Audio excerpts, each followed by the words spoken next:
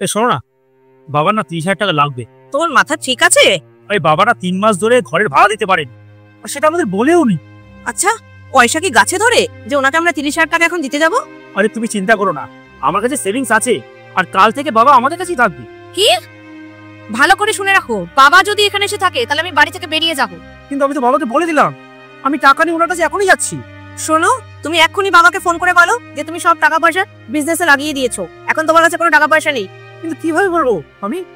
তুমি এক্ষুনি ফোন করো, কি জানি কবে বুদ্ধি সত্যি হবে।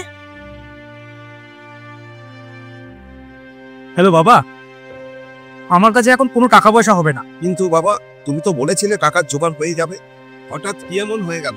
হ্যাঁ আমি বলেছিলাম, কিন্তু আমার সব টাকা বিজনেসে লেগে গেছে, আমি দিতে পারবো না, অন্য কোনো জায়গা থেকে জোগাড় করতে হবে। আমি তো প্রথমে তোমাকে নাই বলেছিলাম, তুমি তো জেদ করছিলে। ঠিক আছে, আমি অন্য কোথা থেকে জোগাড় করে নেবো। বাহ, তুমি তো খুব সুন্দর বানিয়ে মিথ্যা কথা বলতে পারো। যাকে এরপর থেকে যখন কাউকে টাকা দেবে তার আগে আমার থেকে পারমিশন নেবে। 1 মিনিট।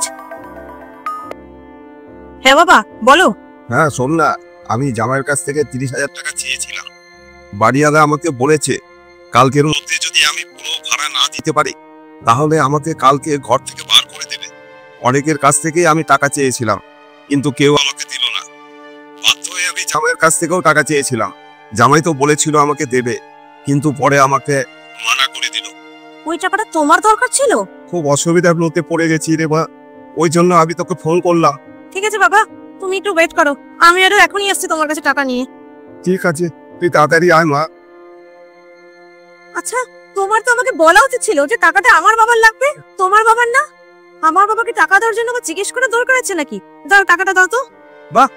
তুমি তো এবার পাল্টি খেয়ে গেলে। যদি তোমার বেলার টাকা দরকার থাকে তাহলে এক্ষুনি দাও, আর আমার বেলার টাকা দরকার থাকলে পয়সা কি গাছে ধরে? বাহ, আবার কি বললে? আমার মাথায় নাকি বুদ্ধি নেই, কত কিছু বললে আমাকে। আমার কাছে কোনো টাকা নেই তোমার বাবাকে দেওয়ার জন্য। I am sorry. আরে আমি যখন তোমার বাবাকে নিজের বাবা মনে করতে পারি, তাহলে তুমি আর বাবাকে নিজের বাবা মনে করতে পারো কেন? এবার বলো যে আমার বাবাকে টাকা দিও না, এখন মানে চুপ করে আছো, বলো। এটা আমি তোমাকে বলতে পারবো না, কারণ আজ আমি যা হয়েছি আমার বাবার জন্যই হয়েছি। আর আমিও আজকে যা হয়েছি আমার বাবার জন্যই হয়েছি। আমি কিন্তু আজ পর্যন্ত তোমার বাবা আর আমার বাবার মধ্যে কোনো রকম পার্থক্য দেখিনি, কিন্তু তুমি বরাবর সেটা করে এসেছো। প্লিজ তুমি আমায় এবারের মতো ক্ষমা করে দাও। আজ আমি বুঝতে পারছি যখন আমার বাবার সম্পর্কে এরকম কথা হচ্ছে যে তোমার ফ্যামিলির সাথে আমি এতদিন কত খারাপ এনে ব্যবহার করেছি। আজ থেকে আমি তোমায় কথা দিচ্ছি যে তোমার বাবা মাকে আমি নিজের বাবার মতো করেই ভালোবাসবো, কেয়ার করবো, রেসপেক্ট করবো।